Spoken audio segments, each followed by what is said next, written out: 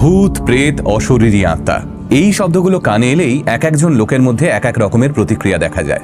কেউ এই জিনিসগুলোকে জাস্ট হেসে উড়িয়ে দেন, আবার কেউ তীব্রভাবে বিশ্বাস করেন এই মহাবিশ্বে আত্মা অবিনশ্বর। এবার ধরুন একজন মানুষ আচমকা একদিন ঠিক করলো সে ভূত ধরবে এবং গোয়েন্দাদের মতো তদন্ত করবে অশরীরী আত্মার বিষয়ে। হ্যাঁ, ভারতবর্ষের বুকেই এমন একজন মানুষ ছিলেন যার নাম গৌরব তিওয়ারি। পাইলটের চাকরি ছেড়ে দিয়ে গৌরব হয়ে উঠেছিলেন ভারতবর্ষের সর্বকালের শ্রেষ্ঠ ঘোস্ট হান্টার এবং প্যারানর্মাল ইনভেস্টিগেটর। হ্যাঁ, কনজিউরিং সিনেমায় এড অ্যান্ড লরেন ওয়ারেনকে ঠিক যেমনটা দেখায়, বাস্তবে সেই রকমটাই হয়ে উঠেছিলেন গৌরব তিওয়ারি। অশরীরী আত্মাদের খোঁজে তার একের পর এক অভিযান শিরদাঁড়া দিয়ে ঠান্ডা স্রোত নামিয়ে দিত দর্শকদের। ক্রমেই গৌরব হয়ে উঠেছিলেন ভারতবর্ষের হরর আইকন। কিন্তু তারপর একদিন গৌরবের সঙ্গে যা ঘটল তা কাঁপিয়ে দিল গোটা ভারতবর্ষকে। নমস্কার, আমি সুজয় নীল। এতদিন আপনারা আমার চ্যানেলে মার্ডার মিস্ট্রি থেকে টাইম ট্রাভেল, ক্যান্সার রিসার্চ থেকে ভারতবর্ষের ইতিহাস, কম বেশি প্রায় নানান বিষয় নিয়ে ভিডিও দেখেছেন। কিন্তু আজকের এই ভিডিওতে আমি কথা বলবো ভারতবর্ষের সর্বকালের শ্রেষ্ঠ প্যারানর্মাল ইনভেস্টিগেটর গৌরব তিওয়ারিকে নিয়ে।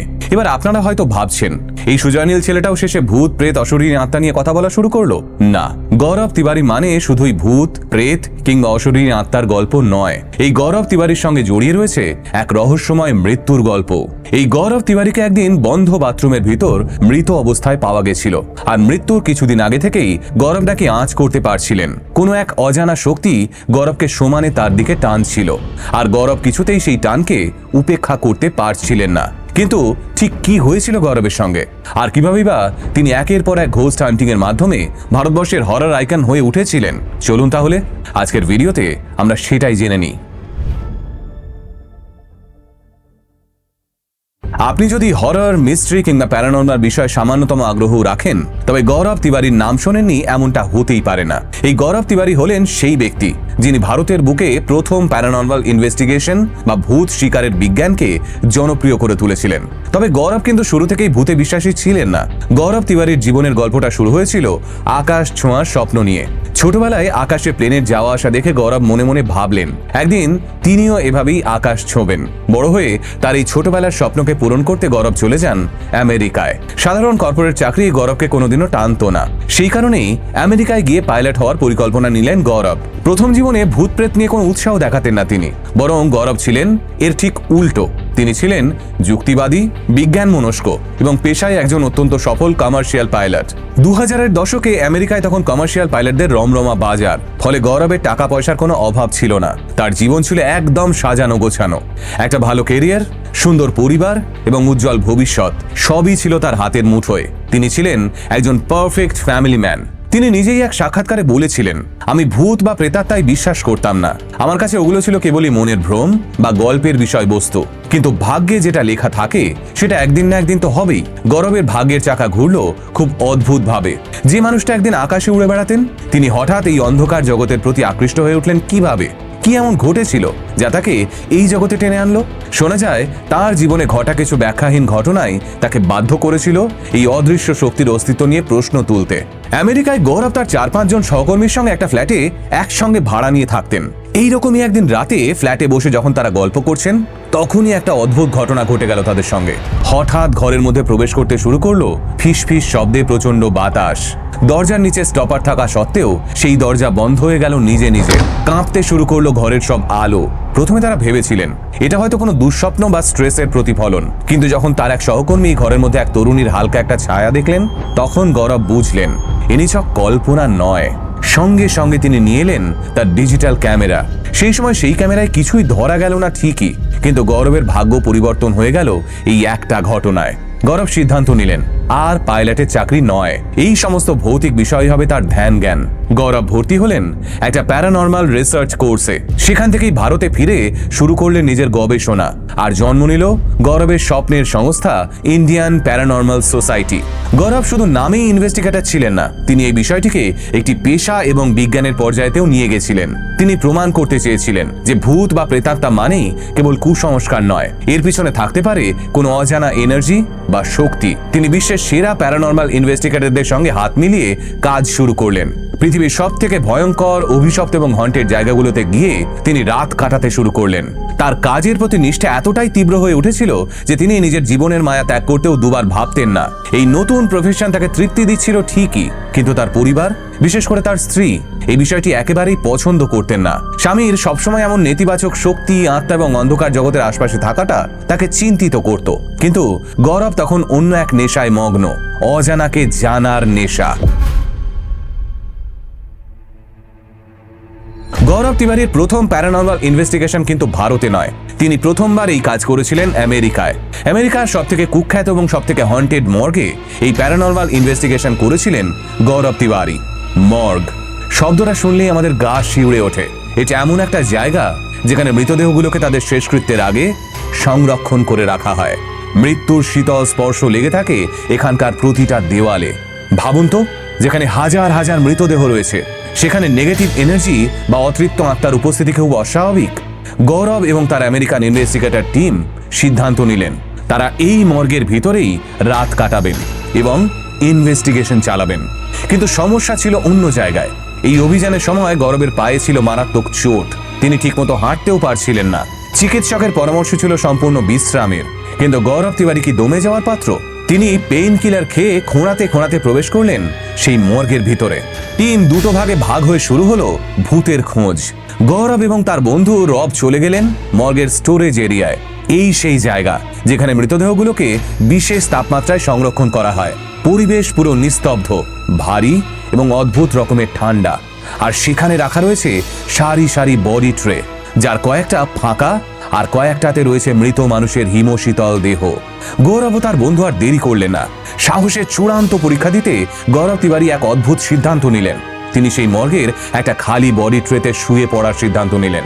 হ্যাঁ, ঠিকই শুনলেন, যেখানে কিছুক্ষণ আগেও হয়তো কোনো লাশ রাখা ছিল, সেখানেই জ্যান্ত শুয়ে পড়লেন গৌরব।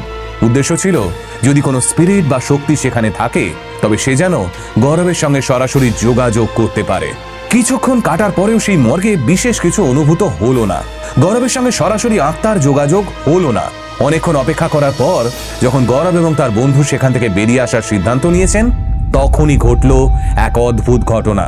গৌরবের বন্ধু যখন সেই জায়গা থেকে বেরিয়ে আসার জন্য পা বাড়ালেন, তখনই তার মনে হলো পিছন থেকে তাকে কেউ ডাকছে। রব থমকে গেলেন, তিনি আর এগোতে পারলেন না। কিন্তু হাল ছাড়লেন না গৌরব। বডি ট্রেতে শুয়ে শুয়েই সাউন্ড রেকর্ডার চালু করে দিলেন গৌরব। কিছুক্ষণ সেখান থেকে রেকর্ডারে মর্গের সমস্ত আওয়াজ রেকর্ড করলেন গৌরব তিওয়ারি। গৌরবের বন্ধু রব সেই মুহূর্তে এতটাই ভয় পেয়ে গিয়েছিলেন যে তিনি সেখান থেকে পালিয়ে যেতে চাইলেও পারলেন না। তিনি বুঝলেন তাদের প্রতিটি পদক্ষেপ কেউ নজরে রাখছে। গৌরব ভয় না পেলেও তিনি নিজের মুখে স্বীকার করেছিলেন ওই মর্গে এমন কিছু অশুভ শক্তি ছিল যা জীবিতদের উপস্থিতি সহ্য করতে পারছিল না। ভোর হবার পর গৌরব এবং রব সেখান থেকে বেরিয়ে এলেন। পরে যখন তারা রেকর্ডিংটা শুনলেন, তখন স্পষ্ট শোনা গেল একটা ভুতুড়ে কিন্তু আর্তনাদে ভরা কণ্ঠস্বর। কেউ একজন যেন ফিস ফিস করে বলছেন, হেল্প মি, হেল্প মি। মর্গের ওই ঘটনার পর গৌরবের মধ্যে ভূত খোঁজার খিদে আরো বেড়ে গেল। তিনি এবং তার টিম পাড়ি দিলেন আমেরিকার এক প্রাচীন এবং পরিত্যক্ত জেলে। এই জেলটি বহু বছর ধরে বন্ধ ছিল এবং স্থানীয়রা বলতেন এটি চিরতরে পরিত্যক্ত। পরিত্যক্ত মানে সেখানে কোনো মানুষ হয়তো থাকবে না, কিন্তু অশরীরীদের উপস্থিতি কি একেবারেই অসম্ভব? প্যারানর্মাল ইনভেস্টিগেটররা কিন্তু সেটা একেবারেই মানেন না। তাদের মতে মানুষ চলে গেলেও তাদের তীব্র আবেগ, রাগ এবং যন্ত্রণার ছাপ সেখানে থেকে যায়। তাই এই জেলে প্যারানর্মাল অ্যাক্টিভিটির হদিশ পেতে সেখানে পৌঁছে গেলেন গৌরব তিওয়ারি। এখানেও তার সঙ্গী হলেন তার বন্ধু রব। তারা দুজনে প্রবেশ করলেন জেলের মধ্যে এবং তাদের হাতে ছিল উন্নত মানের থার্মাল ক্যামেরা এবং নাইট ভিশন ইকুইপমেন্ট। তারা জেলের বিভিন্ন করিডোর এবং সেলে ঘুরে বেড়াচ্ছিলেন। প্রথম দিকে সবকিছু স্বাভাবিক ছিল। থার্মাল ক্যামেরায় তাদের শরীরের তাপ ছাড়া আর কিছুই ধরা পড়েনি। কিন্তু হঠাৎ এমন একটা ঘটনা ঘটল যা বিজ্ঞানের সমস্ত যুক্তিকে চ্যালেঞ্জ করলো। গৌরব তিওয়ারির ক্যামেরায় ধরা পড়লো এমন একটা ছবি যা সব হিসেব ওলট পালট করে দিল। ছবিটা প্রসেস করার পর দেখা গেল জেলের এক অন্ধকার করিডোরের শেষ প্রান্তে দাঁড়িয়ে আছে একটা আবছা অবয়ব। তবে এটা কোনো সাধারণ ছবি ছিল না, এটা ছিল একটা থার্মাল ইমেজ। থার্মাল ক্যামেরায় সাধারণত জীবিত মানুষের শরীরের তাপ লাল এবং হলুদ রঙে দেখা যায়, কিন্তু গৌরবদের ক্যামেরায় যে ছবিটা ধরা পড়েছিল সেখানে অবয়বটা ছিল একেবারে কুচকুচে কালো। ফিগারটা দেখতে একেবারে হিউম্যানয়েড বা মানুষের মতো। ছবিটা ভালো করে জুম করার পর দেখা গেল সেই ছায়াটি যেন জেলের করিডোরে পাহারারত অবস্থায় দাঁড়িয়ে আছে। তার ভঙ্গি ছিল অত্যন্ত সতর্ক, সে যেন কোনো ডিউটি পালন করছে। গৌরব তিওয়ারি এবং তার টিম যখন এই বিষয়টি নিয়ে আরো গবেষণা করলেন এবং স্থানীয় রেকর্ড ঘাঁটলেন, তখন বেরিয়ে এলো এক চাঞ্চল্যকর তথ্য। বহু বছর আগে এই জেলে কয়েদিদের মধ্যে এক বিরাট দাঙ্গা মারামারি হয়েছিল। সেই দাঙ্গা থামাতে গিয়েই জেলের এক অফিসার এবং সেই জেলের নাইট গার্ডের মর্মান্তিক মৃত্যু হয়। কয়েদিদের আক্রোশের শিকার হয়ে প্রাণ হারান এই দুজন। স্থানীয়দের বিশ্বাস, মৃত্যুর পরেও সেই নাইট গার্ড তার ডিউটি থেকে অবসর নেননি। তিনি আজও প্রতি রাতে সেই জেলের করিডোরে ফিরে আসেন। তিনি আজও পাহারা দেন যাতে কয়েদিরা আবার কোনো বিশৃঙ্খলা করতে না পারে। গৌরব তিওয়ারির ক্যামেরায় ধরা পড়া সেই কালো ছায়াটি কি তবে সেই মৃত নাইট গার্ডেরই আত্মা ছিল? গৌরব নিজে এই ছবিটাকে তার জীবনের অন্যতম সেরা প্যারানর্মাল এভিডেন্স বা প্রমাণ হিসেবে গণ্য করতেন। আমেরিকায় বেশ কিছু প্যারানর্মাল গবেষণা করার পর গৌরব এবার ফিরলেন নিজের দেশ ভারতে। আর ভারতে এসে প্রথমেই তিনি এবং তার ইন্ডিয়ান প্যারানর্মাল সোসাইটি পৌঁছে গেল মুম্বাইয়ের কুখ্যাত মুকেশ মিলসে। এই জায়গাটি ভারতের অন্যতম হন্টেড বা ভৌতিক জায়গা হিসেবে পরিচিত। এককালে এই মিল সচল ছিল, এখন এটা শুধুই একটা হানা বাড়ি। বলিউডের বহু সিনেমার শুটিং হয়েছে এখানে। অনেক অভিনেতা অভিনেত্রীও এখানে অদ্ভুত অভিজ্ঞতার শিকার হয়েছে বলে দাবি করে থাকেন। গৌরব তিওয়ারি এবং তার টিম ভারতের জনপ্রিয় নিউজ চ্যানেল জি নিউজের একটা টিমের সঙ্গে এখানে এসেছিলেন এক বিশেষ ইনভেস্টিগেশনে। তাদের উদ্দেশ্য ছিল ক্যামেরার সামনে প্রমাণ করা যে প্যারানর্মাল অ্যাক্টিভিটি সত্যিই হয়। এই ইনভেস্টিগেশনে গৌরবের হাতে ছিল একটা বিশেষ যন্ত্র যা পরিচিত হয় মোশন সেন্সিং ডল নামে। তবে তার দিয়ে তৈরি এই মোশন সেন্সিং ডল কোনো সাধারণ পুতুল নয়। এর ভিতরে ছিল এমন একটা সেন্সর যা ইলেকট্রোম্যাগনেটিক ফিল্ডের সামান্য পরিবর্তনও ধরে ফেলতে পারে। যদি কোনো অদৃশ্য শক্তি এর আশেপাশে আসে বা একে স্পর্শ করার চেষ্টা করে, তবে পুতুলটি নিজে থেকেই নড়াচড়া করবে বা শব্দ করবে। ইনভেস্টিগেশনের শুরুতে নিউজ চ্যানেলের অ্যাঙ্কার বিষয়টা নিয়ে বেশ সন্দিহান ছিলেন। তার হাবভাবে বোঝা যাচ্ছিল যে তিনি এইসব ভূত প্রেতের ব্যাপারে খুব একটা সিরিয়াস নন। তিনি হয়তো ভাবছিলেন গৌরব তিওয়ারি এবং তার টিম দর্শকদের বোকা বানাচ্ছে। ঘটনাস্থলে উপস্থিত হয়ে সেই অ্যাঙ্কার সরাসরি সেই অদৃশ্য শক্তিকে চ্যালেঞ্জ করে বসলেন। তিনি বললেন, যদি আপনারা সত্যি এখানে থাকেন তবে প্রমাণ দিন। আমি চ্যালেঞ্জ দিচ্ছি, আপনারা পারলে এই পুতুলটিকে নাড়িয়ে দেখান। আর ঠিক তখনই ঘটল সেই অবিশ্বাস্য ঘটনা। অ্যাঙ্কারের চ্যালেঞ্জ করার সঙ্গে সঙ্গেই অদ্ভুত আচরণ করা শুরু করলো সেই মোশন সেন্সিং ডল। পুতুলটা তৎক্ষণাৎ কাঁপতে শুরু করলো আর তার সঙ্গে লাগানো আলোগুলো জ্বলে উঠল। কিন্তু আশ্চর্যের বিষয় কি জানেন? যখন গৌরব বা অন্য কেউ কথা বললেন তখন কিন্তু বিষয়টা লক্ষ্য করা গেল না। সেই সময় পুতুল ছিল একদম শান্ত। মনে হচ্ছিল যেন সেই অ্যাঙ্কারকে একেবারেই পছন্দ করছে না সেই অশরীরী আত্মা। অ্যাঙ্কার প্রথমে ভাবলেন এটা হয়তো তার গলার সাউন্ড ওয়েভ বা শব্দের কম্পনের কারণে হচ্ছে। তিনি বললেন, হয় তোমার পিচ বা স্বর খুব উঁচুতে, তাই এটা নড়ছে। তিনি পরীক্ষা করার জন্য আবার কথা বললেন, আবার চুপ থাকলেন, কিন্তু ফলাফল ছিল একই। যখনই তিনি সেই অদৃশ্য শক্তিকে চ্যালেঞ্জ করছিলেন, পুতুলটি তখনই তীব্র প্রতিক্রিয়া দেখাচ্ছিল। গৌরব তখন ব্যাখ্যা করলেন যে প্যারানর্মাল জগতে চ্যালেঞ্জ করা বা উপহাস করাকে স্পিরিট বা আত্মারা মোটেও ভালোভাবে নেয় না। সেই অ্যাঙ্কার হয়তো তার অজান্তেই সেখানকার কোনো নেগেটিভ শক্তিকে রাগিয়ে দিয়েছিলেন। এই ঘটনাটি লাইভ ক্যামেরার সামনে ঘটেছিল এবং সেখানে উপস্থিত সকলের, এমনকি সেই যুক্তিবাদী অ্যাঙ্কারেরও ঘাম ছুটে গেছিল। তবে তারা মানতে বাধ্য হয়েছিলেন যে মুকেশ মিলসে তারা একা ছিলেন না, বরং তাদের ফলো করছিল কোনো এক অশরীরী। ভারতের ভৌতিক মানচিত্রে রাজস্থানের জয়সালমেরের কাছে অবস্থিত কুলধারা গ্রাম এক বিশেষ স্থান অধিকার করে আছে। কথিত আছে প্রায় 200 বছর আগে এক রাতের মধ্যে এই গ্রামের হাজার হাজার মানুষ গ্রাম ছেড়ে উধাও হয়ে গিয়েছিল। যাওয়ার আগে তারা গ্রামটিকে অভিশাপ দিয়ে গিয়েছিল যে এখানে আর কেউ বসতি গড়তে পারবে না। সেই থেকে আজ পর্যন্ত কুলধারা জনমানবহীন। আমিও কয়েকদিন আগেই কুলধারা ঘুরতে গিয়েছিলাম, দেখে এলাম ফাঁকা হয়ে পড়ে রয়েছে পুরো এলাকাটা।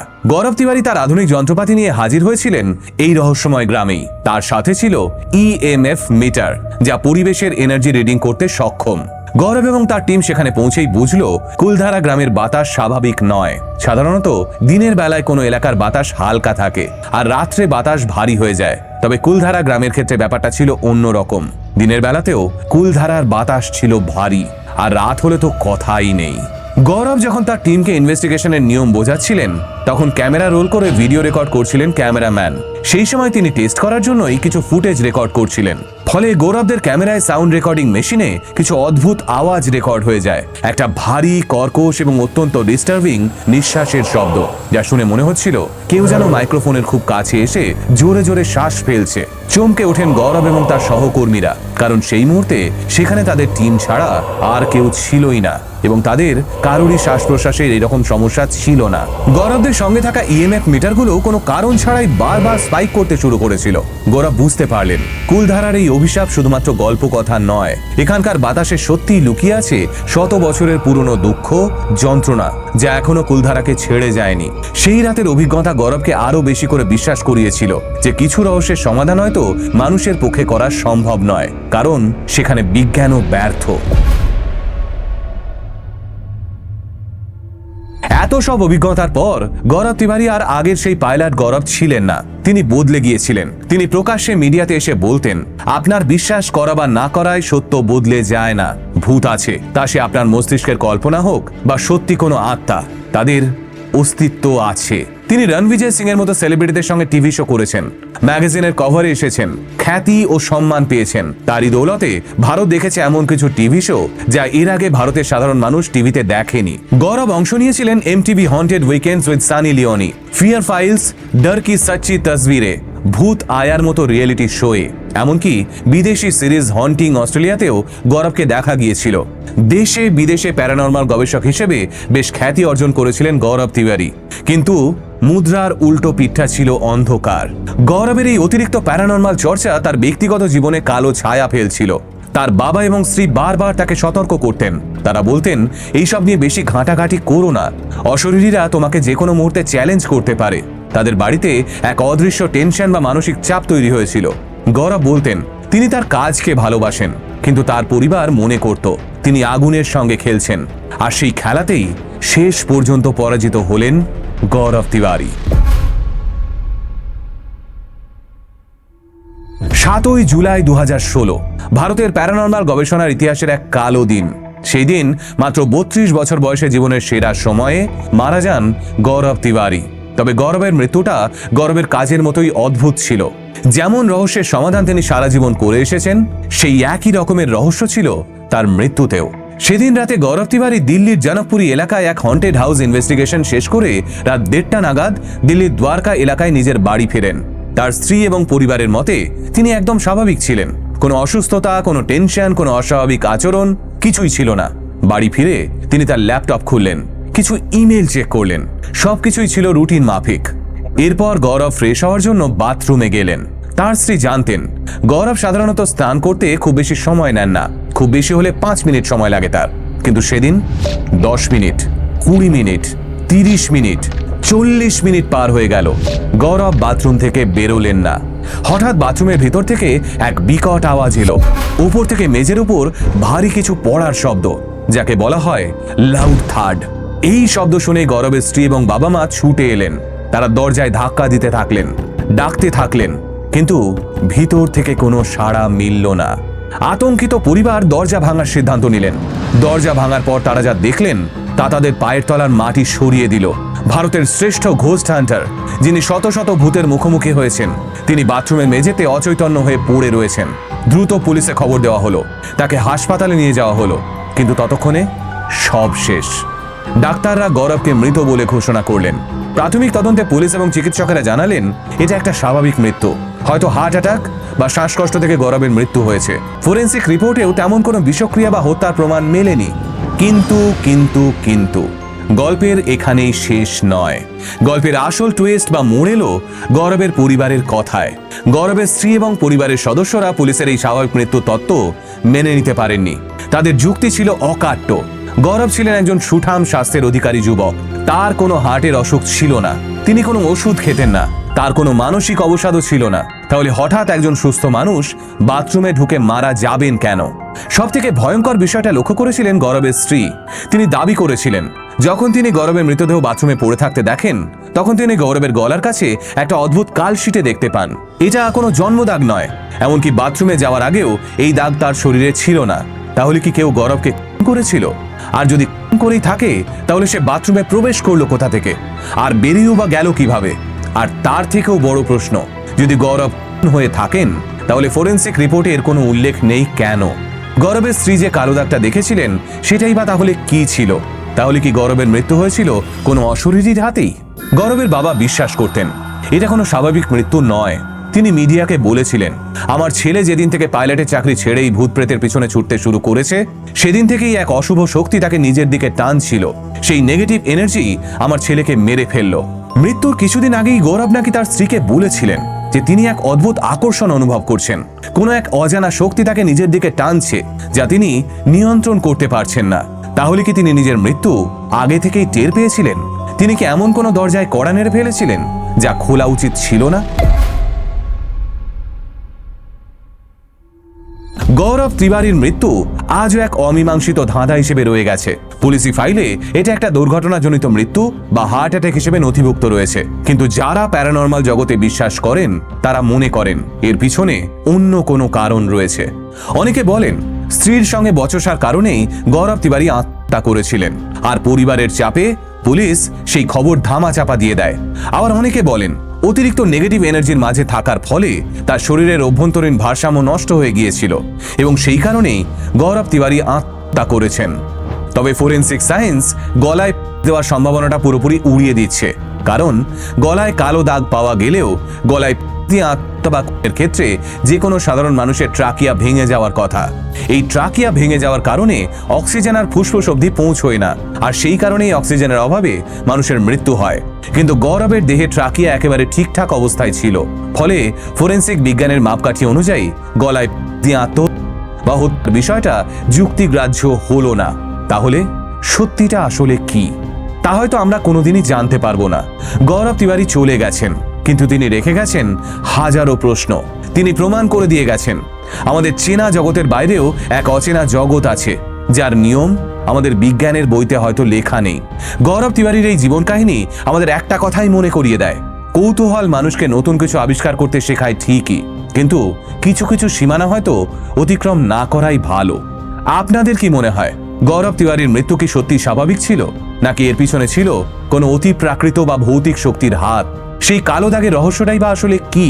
কমেন্ট করে অবশ্যই আপনাদের মতামত আমাদের জানাবেন।